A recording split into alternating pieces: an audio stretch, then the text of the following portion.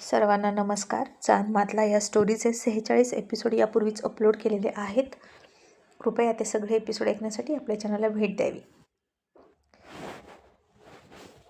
आणि एक निवेदन, महाराष्ट्रीयन इंडियन या नावाचा जो हरामखोर एक माणूस होता त्याला मी हाईड केलेलं आहे आणि हे त्यानं ऐकावं म्हणून मी बोलत आहे. ओके, बाकीच्यांनी सिरियसली घेऊ नका. तर दौलतने चंद्राचा पदर ओढला आणि त्याच्या कंबरड्यात कोणीतरी लाथ घातली आणि त्याला चिखलात पाडला. आता दौलतचं तोंड खाली चिखलात होतं आणि चंद्रानं तिकडं पाहिलं तर तो शशी होता आणि शशी चंद्राला म्हणाला, पटकन गाडीत बस. चंद्रा आता पळत गेली आणि गाडीत बसली.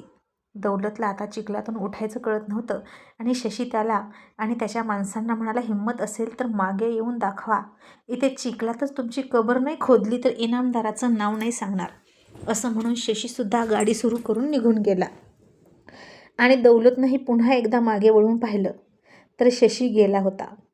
त्याला आणि शशीला आता एकमेकांची ओळख झालीच नाही आणि बघितलंही नाही दोघांनी एकमेकांना. आणि दौलतचा माणूस म्हणाला, धाकलं धनी, मला असं वाटतं की चंद्राचा नाद सोडून द्या.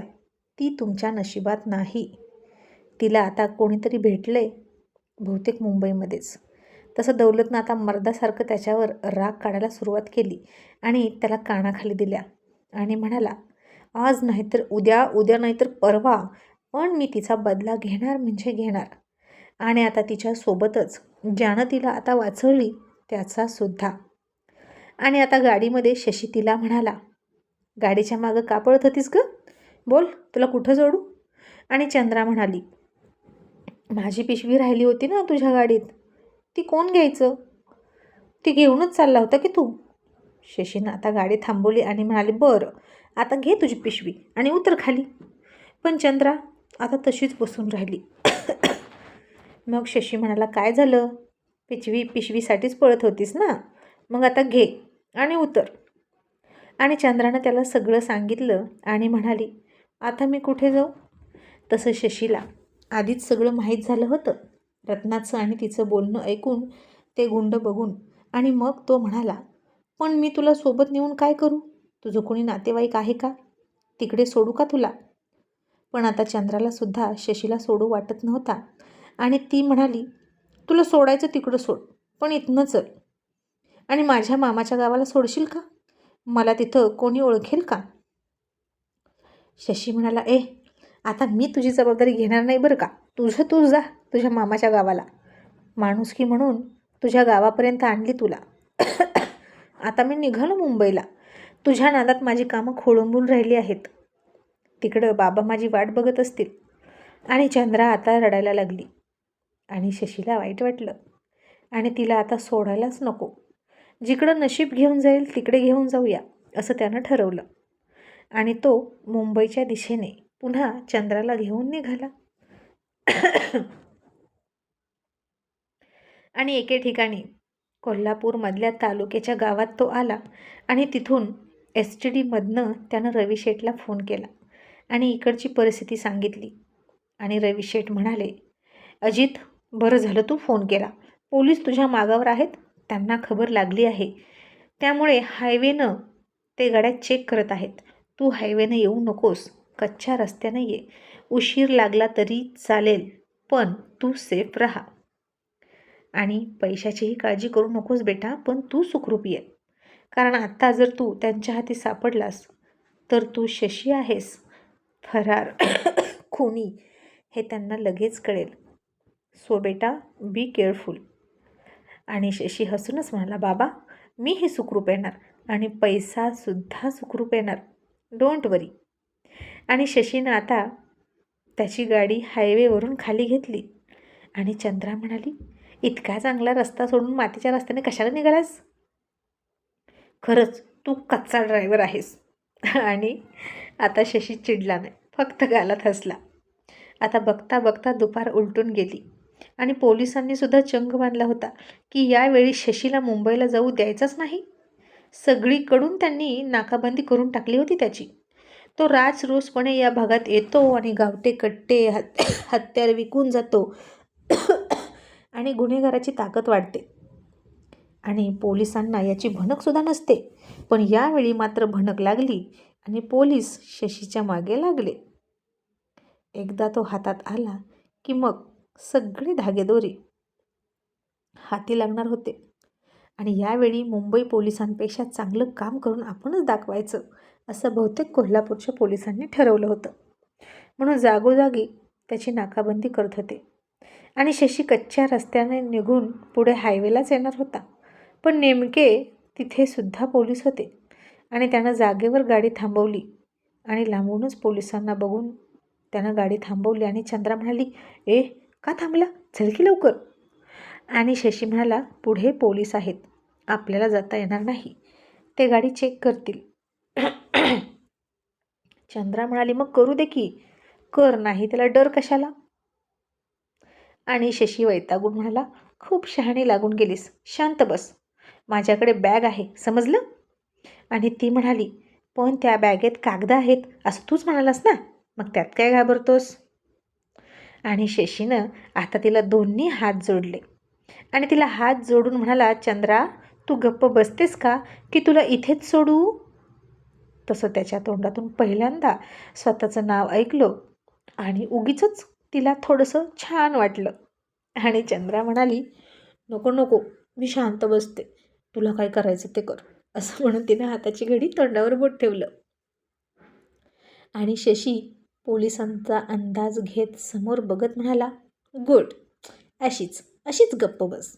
आणि काही वेळ थांबून त्यानं सिगारेट काढली आणि पुन्हा धूर काढत बसला. आणि आता गप्प बसेल ती चंद्रा कसली. तिनं तोंडावरचं बोट काढलं आणि म्हणाली, तू सारखा बेड्या का पितो. आणि शशी म्हणाला, त्याशिवाय मला काही सुचत नाही, ओके, मी विचार करतोय, तू गप्प बस बरं. आणि चंद्रा पुन्हा गप्प बसली. आणि थोड्या वेळाने त्याला काहीतरी सुचलं आणि त्यानं पुन्हा गाडी युटर्न घेऊन परत फिरवली. आणि चंद्रा म्हणाली, झालं, करून करून उलटाच विचार केला ना, पुन्हा उलटी गाडी फिरवली. आणि मी काय म्हणते, इतकं घाबरतोस का तू पोलिसांना, नक्की तुझं काम आहे तरी काय. कुणाचा खूनबिन केलास की काय.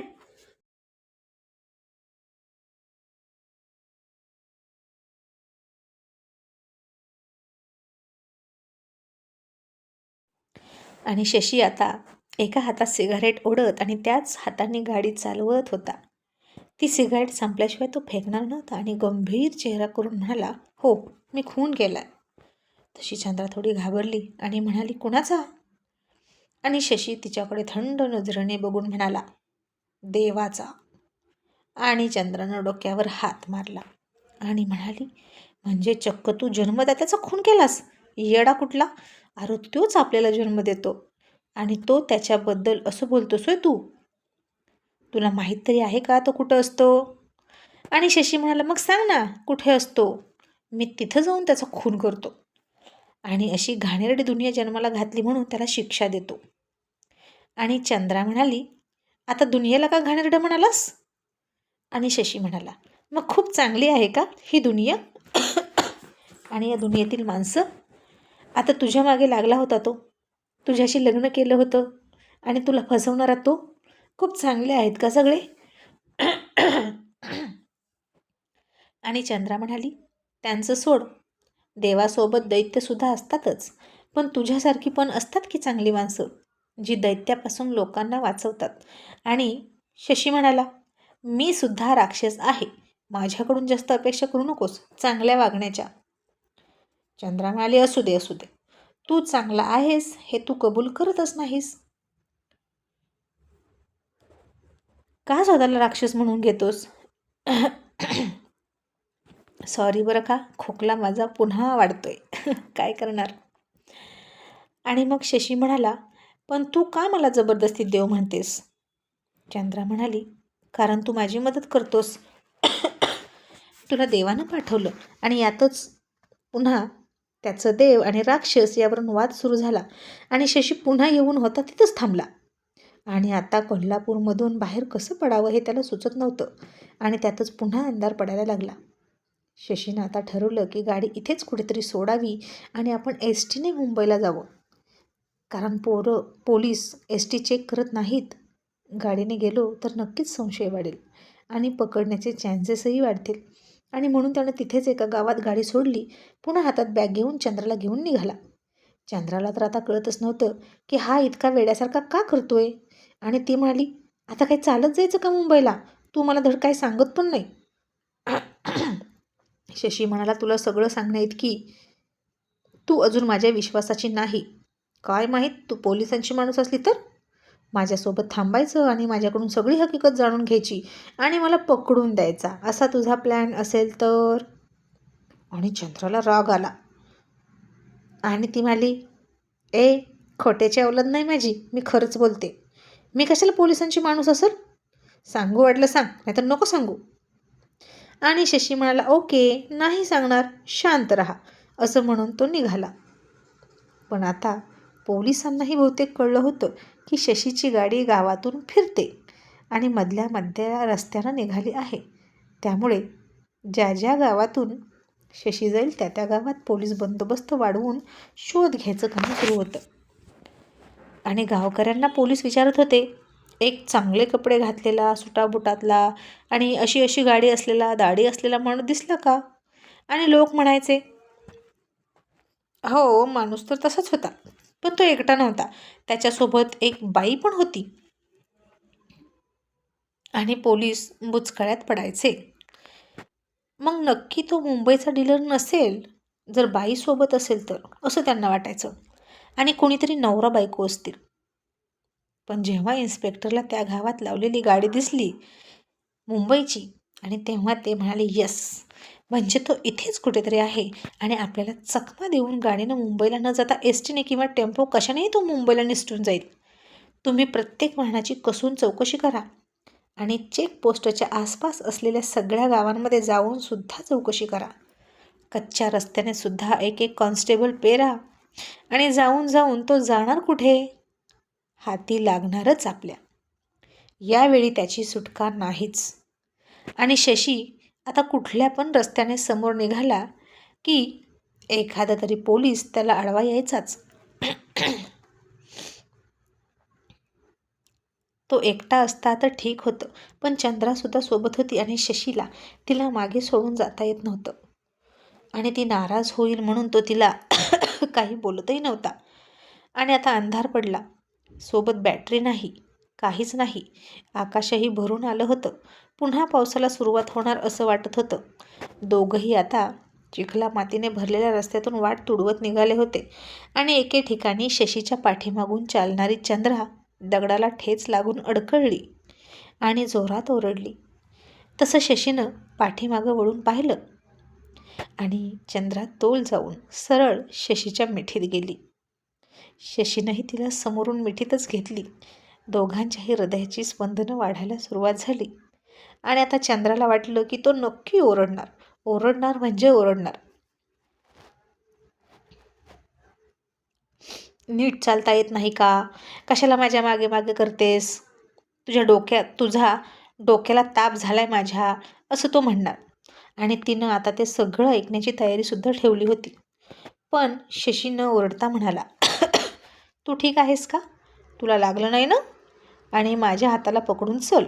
असं म्हणून त्यानं एका हातात पैशांची बॅग आणि दुसऱ्या हातात चंद्राचा हात घट्ट पकडला आणि त्या चिखला मातीने भरलेल्या खाच खळग्यांची वाट तुडवत अंधारात निघाला. आणि म्हणाला, आजची रात्र समोरच्या गावात आसरा घेऊया.